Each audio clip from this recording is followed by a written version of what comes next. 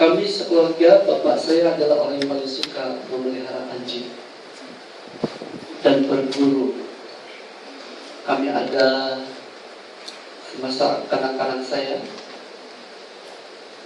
kami pernah memelihara sampai 16-17 anjing, bukan ekornya saja, ekor anjing. Dan bapak saya kalau berburu, dia boleh dapat babi sampai 10 satu hari. Karena anjing dia sangat terkenal di daerah kami. Untuk tenom, untuk keningau pun, orang-orang yang dengar nama bapak saya memang mereka tahu beliau saya orang yang kuat berburu. Itu babi yang besar-besar dia angkat saja bulan-bulan. Saya pun kalau seperti bapak saya memang luar biasa kekuatan dia, sangat luar biasa. Dia tidak buang perutnya, tidak buang kepala, dia angkat saja begitu. Ini orang saya bilang kekuatan apa yang di dalam dia. Goliat pun mungkin kalah. Dalam pengalaman memelihara anjing ini anak-anakku, terkadang saya pandai marah dengan anjing kami karena nakal juga anjing, makan telur ayam. Ayam kami juga begitu banyak sekali, tidak dapat dikira. Dia bertelur di mana-mana. Saya tetap berapa ratus, kalau 1000 itu menipu lah. Tapi ratus itu memang tidak dapat dikira, terlalu banyak. Babi kami juga banyak sekali, sapi pun banyak, tapi kami miskin karena bapak saya tidak tahu bagaimana mengembangkan jadi duit. Orang minta, orang hutang sampai besok ribu-ribu hutang orang, bapak saya tidak tagih. Biarlah. Betul saudara, bapak saya sangat baik hati. Pasta pun kalah dengan bapak saya, termasuk saya.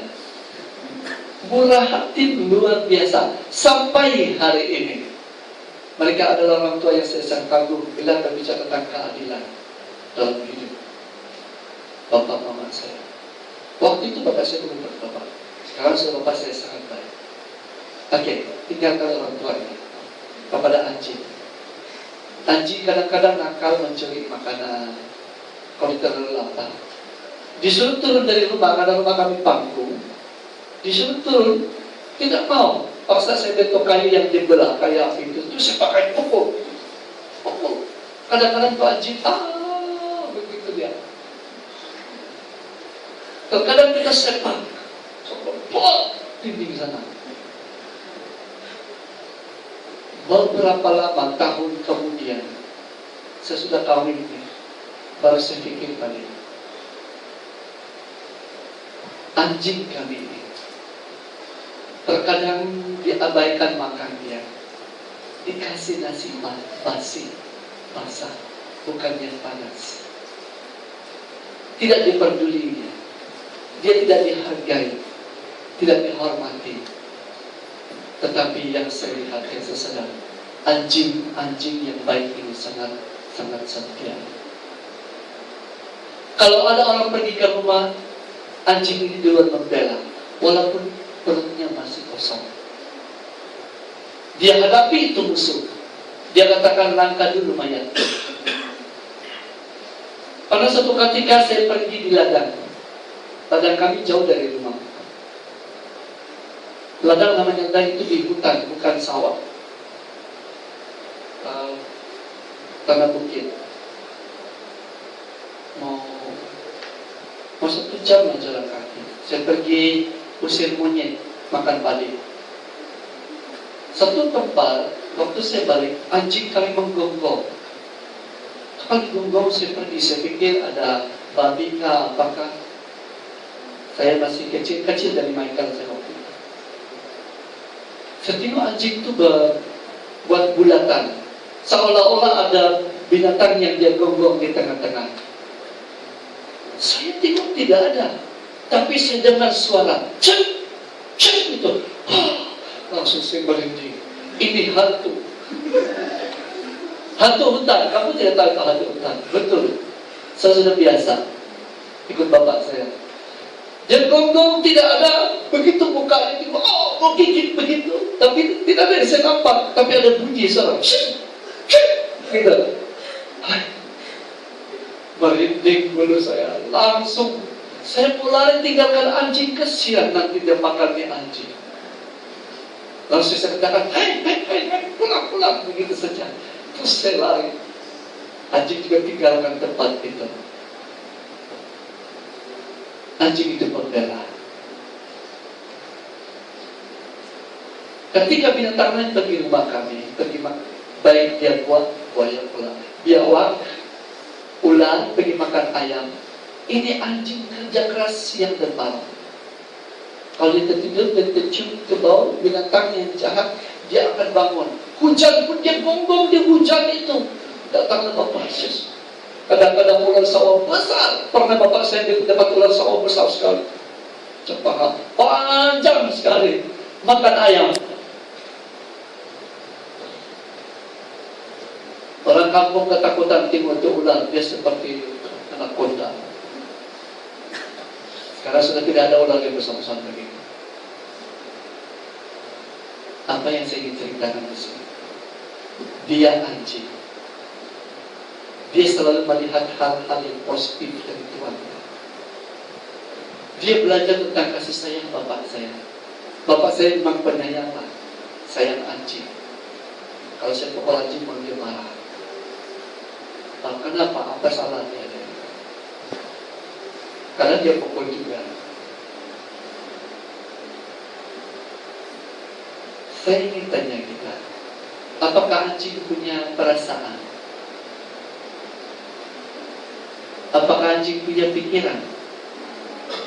Apakah anjing punya roh? Dia hanya punya naluri, tetapi dia mempunyai kepekaan yang lebih tajam dari manusia.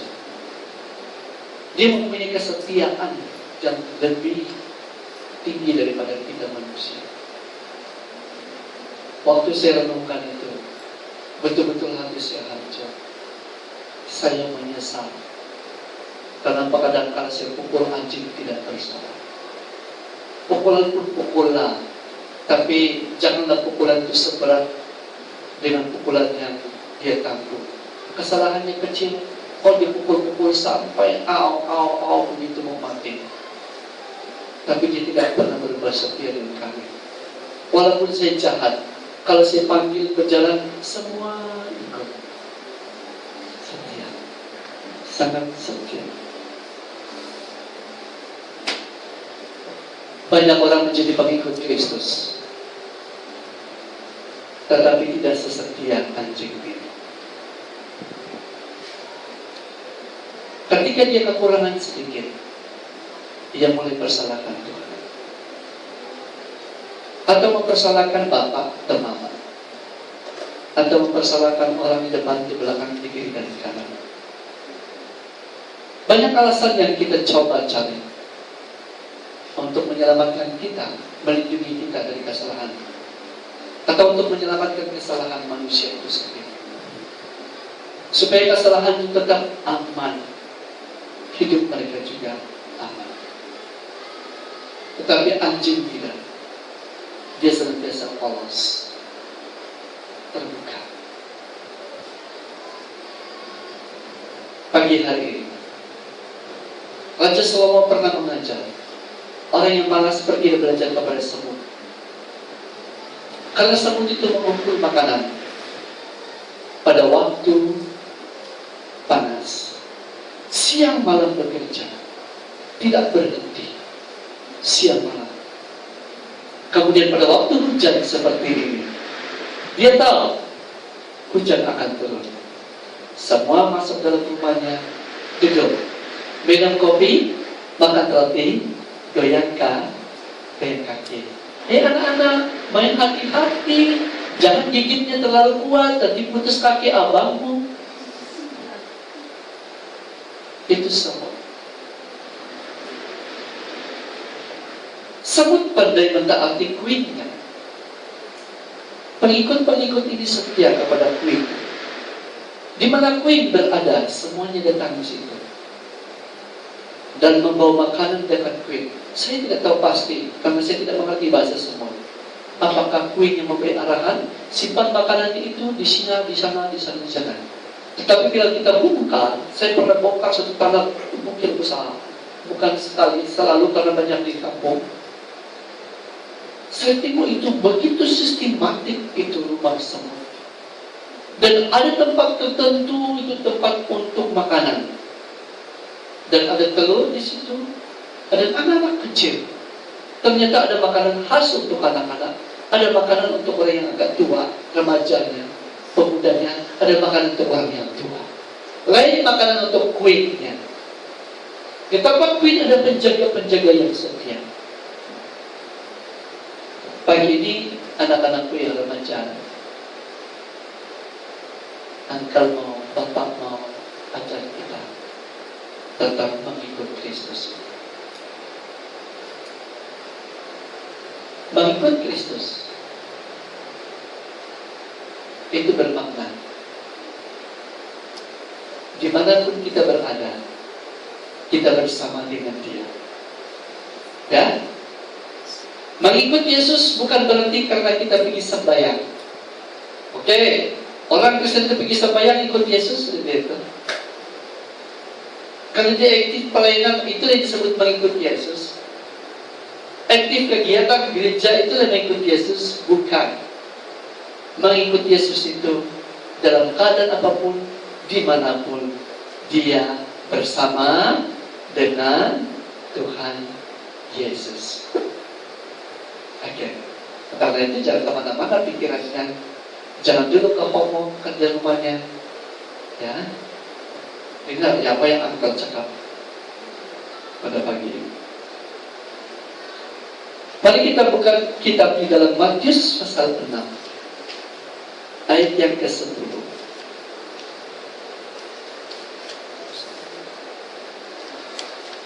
Sebagai ayat pendahuluan. Matius 6 ayat 10. Kamu hafal saudara yang sebenarnya tentang doa Bapa kami. Mari kita membaca bersama ayat ini, Matius 6 ayat yang ke-10. 2, mulai. Datanglah kerajaanmu, jadilah kehendakmu di bumi seperti di sorga. Anak-anak yang kekasih, dalam ayat ini bercakap supaya Bapa di surga menjadikan kehendaknya di bumi seperti di surga. Dalam doa ini meminta supaya kerajaan Bapa terjadi. Jangan lupa anak-anakku, satu perkara yang sangat penting dalam ayat ini bercakap kepada kita bahwa kerajaan Allah itu dia turun, mesti ada orang yang layak tempat kehadiran kerajaan Allah itu sendiri. Pasti ada orang yang sesuai tempat kehadiran kerajaan Allah itu, maka barulah terjadi kerajaan Allah di bumi seperti di surga. Jelas? Yang kurang hebat, yang kurang mampu, suasana yang tidak aman, tidak cocok, tidak ngam untuk kita mengembangkan sesuatu karena ketidakadilan. Oleh karena situasi lingkungan yang bermacam keadaan menghimpit segala sesuatu yang positif dari diri kita, tidak dapat dikembangkan. Usaha yang di luar menghimpit hal yang baik, justru merangsang perkara yang negatif dari hidup kita, supaya kita berkembang dalam perkara yang jahat.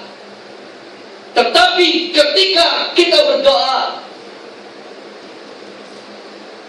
apa dia bilang? Kalimat pertama, datanglah kerajaanmu.